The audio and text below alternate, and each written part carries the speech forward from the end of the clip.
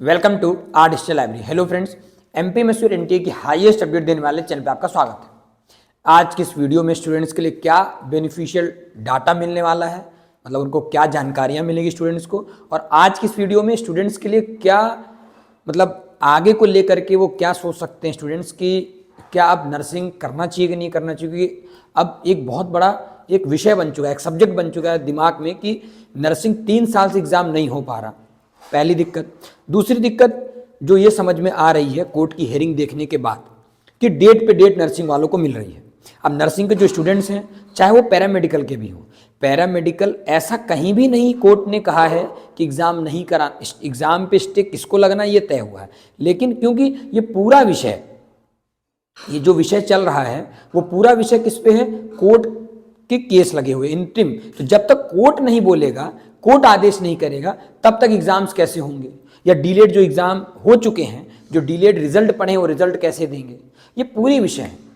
मेरी आज की इस वीडियो में आपको समझ आएगा, पूरे इस वीडियो में अगर आप पूरा वीडियो मेरा देखते हैं कि आखिर कोर्ट ने, जज ने क्या जवाब दिया, जज ने क्या बोला, और वापस से एमपीएमएसयू, एमपीएनआरसी और जो भी कोर्ट का केस लगा हुआ है, मतलब MP state versus advocate general और जो स्टेट लॉ एसोसिएशन ने लगा रखा है, state law association versus state government, ये पूरी चीज़ें मैं आपको समझाने वाला हूँ। और साथ ही साथ 1080/2023, 2022 और 4847/2023 लिख के समझाता हूँ, शायद आपको समझ आएगा। तो सबसे पहले आप ये तो जान रहे हैं, एमपीएमएसयू, एमपीएनआरसी, इनके वर्सेस केस चल रहा है किसके, एमपी गवर्नमेंट। एमपी गवर्नमेंट मतलब एमपीएमएसयू के लॉयर, एमपीएनआरसी के लॉयर, एमपी गवर्नमेंट के लॉयर, और साथ ही साथ एक तो ये हो गया, एक है आपका वर्सेस क्या है कि गवर्नमेंट, इनके वर्सेस चल रहा है आपका किसका, स्टूडेंट लॉ एसोसिएशन 1080/2022। इधर क्या चल रहा है, 4847/2023। तो पूरी पिक्चर में आपको समझाने की कोशिश करूंगा, अगर आप समझ पाएंगे तो। और जब तक आप पूरी वीडियो नहीं देखेंगे तो आपको समझ भी नहीं आएगा कि आखिर, क्योंकि अभी तक मेरे वीडियो बनाने से पहले आपको बहुत सी बातें बहुत से लोगों ने समझा दिया होगा, लेकिन आज की टोटल हियरिंग में क्या हुआ इसको मैं आपको डिटेल में समझाता हूं, और क्यों आपके लिए जानने की जरूरी है आपको अंत में समझ आएगा। सबसे पहले कोर्ट में क्या क्या बात रखी गई, कौन कौन सी दलीलें रखी गई कि स्टूडेंट्स के वेलफेयर के लिए। तो स्टूडेंट्स के वेलफेयर के लिए एक तरफ रख रहा हूं, स्टूडेंट मतलब स्टूडेंट के फायदे के लिए, और स्टूडेंट्स के फायदे की बात नहीं थी। ये क्या बात रखी समझना। सबसे पहले क्या बात आई कि 63,000 स्टूडेंट्स ऐसे हैं, 63,000 स्टूडेंट्स हैं जिनके अभी तक रिजल्ट्स पेंडिंग हैं। आप ध्यान से समझिएगा, 63,000 स्टूडेंट्स हैं जिनके रिजल्ट पेंडिंग है। साथ ही साथ वो कौन कौन सी ईयर से हैं वो बताया गया, 1920 बैच से 2021। ये तो ऐसे बैचेस हैं जिनके एग्जाम्स हो चुके हैं लेकिन अभी रिजल्ट्स पेंडिंग है। ये एएनएम जीएनएम वाले जो एमपीएनआरसी वाले हैं। फिर दूसरा, court is monitoring the case, court is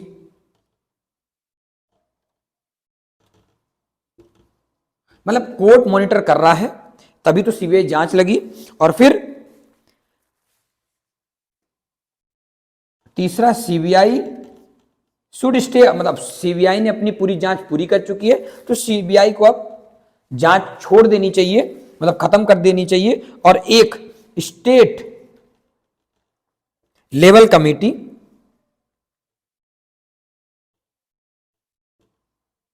ये प्रपोजल दिया गया। प्रपोजल क्या दिया गया कि एक स्टेट लेवल कमेटी बननी चाहिए जो ये ध्यान दे, क्या ध्यान दे कि जिस जिस सीबीआई कॉलेज ने जिस जिस कॉलेज की मान्यता कर दी है उसके एग्जाम्स हो जाएं, और जिस जिस कॉलेज की मान्यता नहीं दी है तो उसमें क्या क्या दिक्कत है। पहला, सीवियर डेफिसिट क्या है, फैकल्टी डेफिसिट क्या है, फेक फैकल्टी कितने हैं, और वो स्टूडेंट्स, मैं बहुत ध्यान से बोलूं, वो स्टूडेंट्स जो इन कॉलेजेस में पढ़ रहे थे उनका क्या करना है आगे। मतलब हो सकता है स्टूडेंट्स तो सही हो, कॉलेज खराब हो, कॉलेज पे ना ध्यान देकर के उन्होंने एडमिशन तो ले लिया, लेकिन कॉलेज फर्जी निकला। उन्होंने, अगर मान लीजिए 100 स्टूडेंट्स की सीट है, 50 स्टूडेंट गए थे, 50 स्टूडेंट नहीं गए कॉलेज में, उन 50 का तो ठीक है क्योंकि वो घर पे थे, उनको डिग्री इसको लेना थी, लेकिन जो वो 50 जो कॉलेज गए थे उनका क्या, उन पे सवाल है।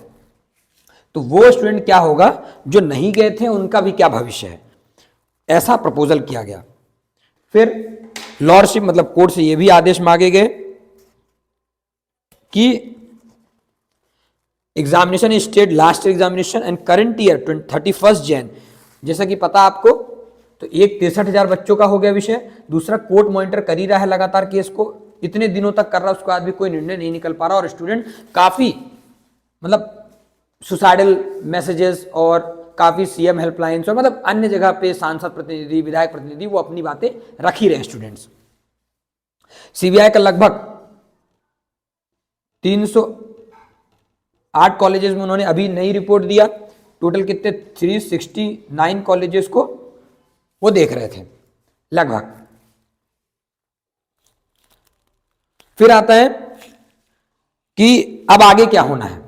अब दूसरी तरफ जब स्टूडेंट वेलफेयर वाली बात आई, जो एमपी एमएसयू से थे, एमपी एनआरसी से थे और गवर्नमेंट से थे। अब आता है वो स्टूडेंट्स कि जो वेलफेयर की बात कर रहे हैं, मैं ऐसा नहीं कहूंगा, लेकिन आज की सुनवाई में स्टूडेंट के वेलफेयर के लिए नहीं हुआ क्योंकि उनके एग्जाम्स नहीं हो रहे। तो उसमें कौन थे वो, ये जो स्टूडेंट लॉ एसोसिएशन थे।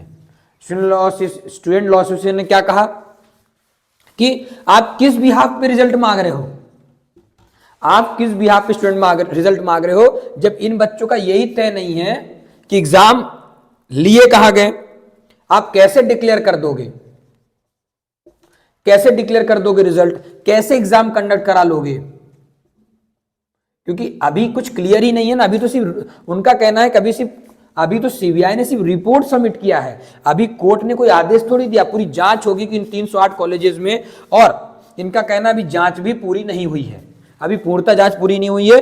और जो आप ये कह रहे हो, तो कौन कौन से कोर्सेज थे जिन पे जांच हुई, क्या वो सिर्फ नर्सिंग थे, पैरामेडिकल कैसा चल रहा है, इनका विषय क्या है। अभी तो सिर्फ कोर्ट ने नर्सिंग विषय को जांचा ना, अभी आप पैरामेडिकल पे जांच करो, कोर्स कौन कौन से कॉलेजेस अवेटेड हैं,